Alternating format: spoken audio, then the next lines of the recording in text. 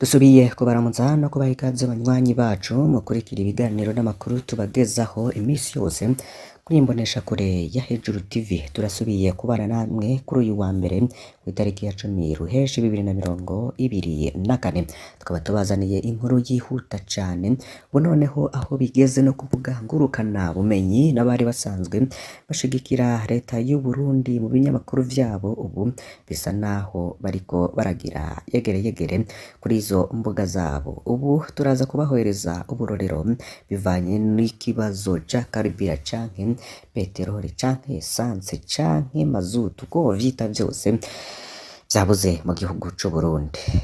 Ku mugoroba niho twabagejeje ko inkuru y'ibiciro vyoba vyaduze cane kandi birengeye urugero bivanye nuko vyari bimeze. Ubu noneho rero hagezweho n'ikindi, amabarabara yose nta kintu na kimwe kiyarimwo, nta miduga nta mamoto, uretse ko no mu gisagara ca Bujumbura hamwe nta moto n'imwe yemerewe kuhagera. Ku rubuga rwa Twitter rw'uwiyita umuhanuzi bakaba bandika bagira bati iyi leta ya CNDD-FDD nibaza ko batagira n'isoni, mbega iyo baryamye barota kunonoza umunyagihugu gusa, noneho ngo bagiye kurihisha message za WhatsApp. Mbega WhatsApp niyo itumye igitoro gishika ku bihumbi 40 vy'amarundi kuri litiro imwe. Mbega ya WhatsApp ngo niyo yiba amamiliyaridi yo kubatse ingomero z'umuyagankuba. Mbega WhatsApp niyo yariye sosumo. Mbega WhatsApp yoba ariyo ituma amadolari ataboneka. Ewe Barundi twaragowe gutwarwa na CNDD-FDD ngo ni inzira y'umusaraba. Niko rero umwe yashikirije, ubwo ni kuri wita umuhanuzi. Muti vyagenze gute rero? Ivyo babitangaje nyuma yuko Reveriyano Ndikuriyo humvikanye amajambo yiwe atangaza ko ubu abarungikirana message za WhatsApp bagiye kuja bararihishwa. Ivyo rero benshi bagiye biyamiriza cane banavuga ko noneho ibiriko biraba mu gihugu c'u Burundi bitigeze biba ahandi. Ikinyamakuru ikiriho yatangaje inkuru ku rubuga rwayo rwa Twitter bavuga ibintu bikomeye cane ngo vyoba bigiye gukorwa mu Burundi. Banditse mu rurimi rw'igifaransa muco bise la télétravail, une solution à la nouvelle forme de confinement pour les usagers des transports au Burundi. Ibintu vyoba bikaze cane. Bamwe benshi rero bariko bifuza ko mukuru w'igihugu yagira ico bitoreraho, ariko atorera ko nk'inyishu y'igitoro, ariko ni ibintu bimaze igihe kirekire dore ko nawe yigeze gutangaza ko avyifatiye mu minwe. Ico kinyamakuru ikiriho Burundi kivuga ko ico bita ngo teleworking canke gukorera ku buhinga ngurukana bumenyi hakoreshejwe internet irashobora kuba inyishu muri ivyo bibazo Uburundi burimwo, ngo dore ko uba hagarutse ibisa n'ivyabaye mu gihe ca COVID-19 vyuko abenshi kw'isi bagiye barakorera mu rugo.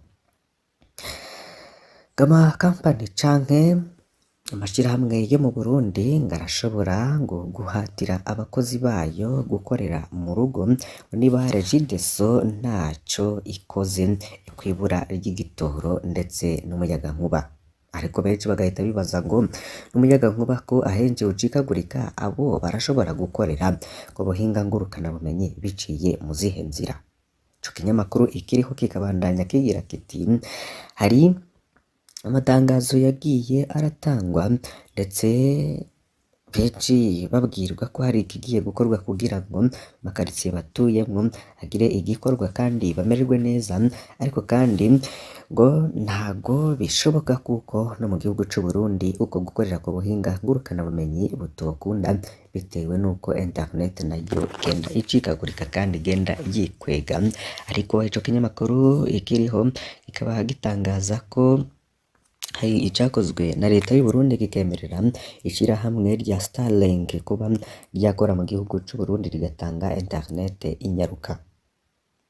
Ico kinyamakuru ikiriho kivuga ko kandi gukoresha imiduga ikoresha umuyagankuba ishobora gutangura gukoreshwa vuba vyihuse, ariko n'ubundi benshi bagatekereza ko ivyo bitokunda kuko umuyagankuba ahenshi utaba uhagije.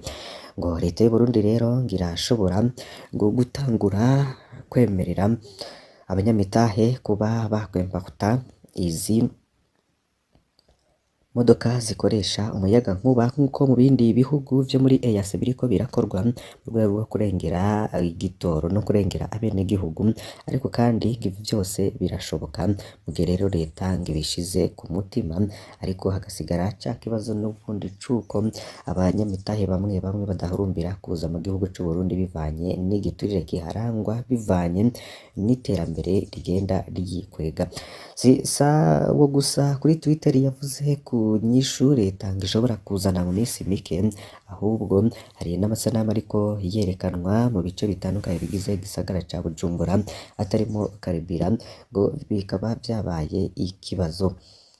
Ariko kandi ngo basi barindira ngo igitoro kikaboneka ngo ukaba ufise 5000 ukaba wagira aho uja mu Burundi, ariko ubu ngo ntibikunda kuko ngo ibintu birakomeye cane.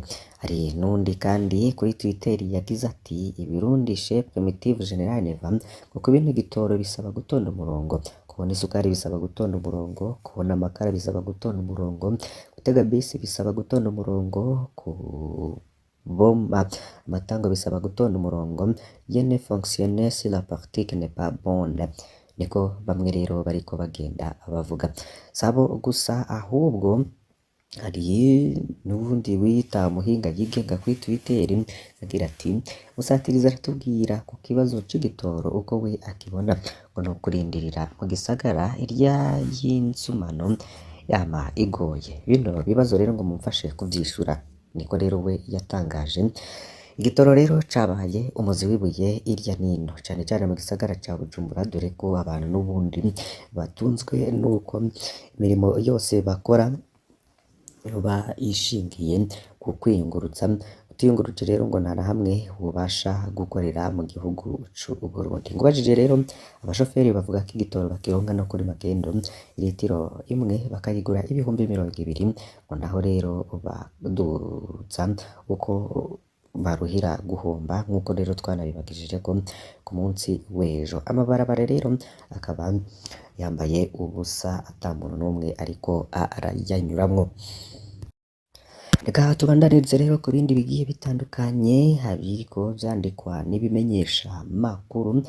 Muri uyu mwanya rero reka tuje muri iki kinyamakuru citwa Magazine Jimbere kigira kiti umukuru w'igihugu c'u Burundi ati umuntu wese azi ko ataca ariko ariha akora yamenye ko ariko araduhombya. Ni mu nyigisho zo kuzirikana igihugu ku bantu rero bagenwe mu mabanga n'itegeko ry'umukuru w'igihugu kuri uyu wa 8 Ruheshi 2024 Gitega. Umukuru w'igihugu rero Evariste Ndayishimiye akaba ahamagarira kwama bisuzuma kuko arivyo bituma bamenya ico bakora.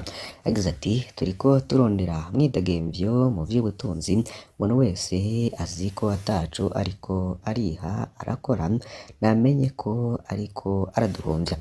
Wongera agira ati hari abantu baguma baririmba imbona kazoza ya 2040 gushika muri 2060, ariko ugasanga ntibarakura n'ukuguru aho bari, none bazovuga ko vyankiye hehe.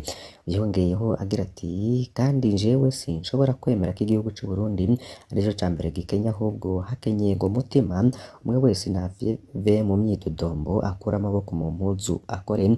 Bisaba ko twese dukora tukaronka umwimbu n'umusesekara wo gushora hanze kugira haboneke amafaranga mvamakungu.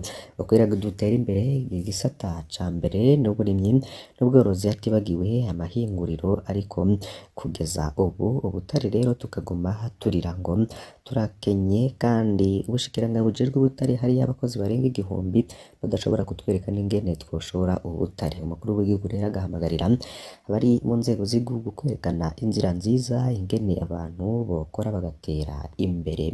Ivyo rero ngo bikaba bikomeye cane ngo bivanye n'abariko barahoza amaboko yabo mu mpuzu. Mu Kayanza rero hari umukenyezi adandaza urumogi yarayaciriwe urubanza. Umukenyezi rero yarasanzwe muri quartier iri mu gisagara ca Kayanza aho yafatiwe ku wa 2 Ruheshi 2024 afise ibiro 2 vy'urumogi.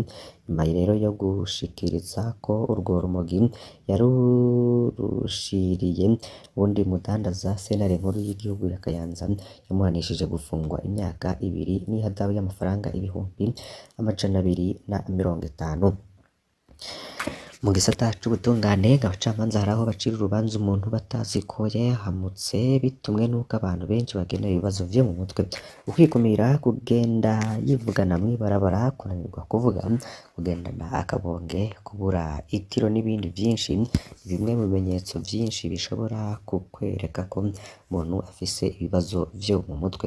Mu nyigisho z'iminsi ibiri ishirahamwe ICB Initiative et Changement Burundi yatunganije kuri w'indwi ruheshi 2024 mu Rumonge zerekeye kumenya no kwitaho abagendana ibibazo vy'ahamuka zari zihurikiyemwo n'abarongoye abandi mu ntwaro, abaserukira imigambwe yemewe n'amategeko aho mu gisata c'ubutungane n'abandi.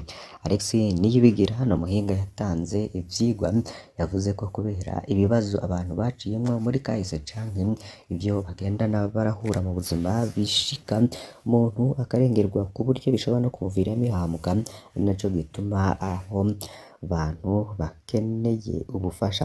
Iyo umuntu adafise amagara yo mu mutwe rero yifashe neza ntaheza ngo akore akazi kiwe uko bikwiriye. Iyo naho abantu bene wabo bagwiriye biraheza bikaba n'uruhombo ku gihugu. Ngo hari naho rero abacamanza bacira urubanza umuntu batazi ko yahamutse bitumye n'uko abantu benshi bagendana ibibazo vyo mu mutwe batabizi, abandi rero bakavyirengagiza. Kubw'ivyo ngo harakenewe n'inyigisho zihagije ku vyerekeye amagara yo mu mutwe. Muri izo nyigisho abantu bose rero bahimirijwe kuza baravuga ibibazo bafise kugira ngo abahinga babafashe kubitorera umuti, banababwire umuce barimwo kuko muhinga yabishikirije iyo umuntu yavyigumijemwo igihe kirekire bimuviramwo guhamuka.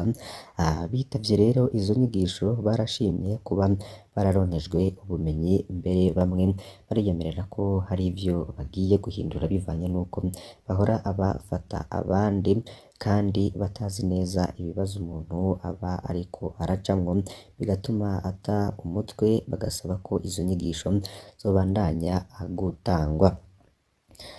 Reka rero duhereze kuri iyi nkuru. Amateka y'abana b'Abarundi yiganwa nabo nyene ku buryo bw'ubuhinga mu ntumbero yo guhimbaza imyaka 40 yo gufatikanya mu bijanye n'ubuhinga mvabwenge hagati y'Uburundi na Baden-Württemberg. Areka Burundi yateguye uruganda ku bana 13 bafise impano mu bijanye no gucapa kuva kw'igenekerezo rya 6 gushika ku 8 ruheshi 2024. Umugambi rero uhambaye ukaba ufise intumbero yo kwerekana no guteza imbere imico mu gusangiza amakuru inkuru z'uko abana n'urwaruka rw'i Burundi babayeho mu buzima bwa misi yose. Vyo bifuza rero kuzoshika ko ingorane bahura nazo mu buzima bw'ikibano na politike nk'uko bishikirizwa na Larry Sangano watunganije izo nyigisho. Ivyo abana bazokora bizoshirwa ku musezero usize irangi rya baba metero kare 100 mu kigo ndangakaranga c'ibikorwa vy'ubuhinga vya Kunsthalle Company mu Budagi bifashijwemo na Iris Andrasek umuhinga mu gushushanya umunyaburaya aba i Vienne mu gihugu c'Ubusuwisi. Tubakengurukire cane ko tubanye muri aya makuru, mbasabe kugira ngo ntimuze gucikwa nande tuza kubagezaho kuri uyu munsi. Hari byinshi bigiye bitandukanye tuza kubatunganiriza. Imana ibahezagire.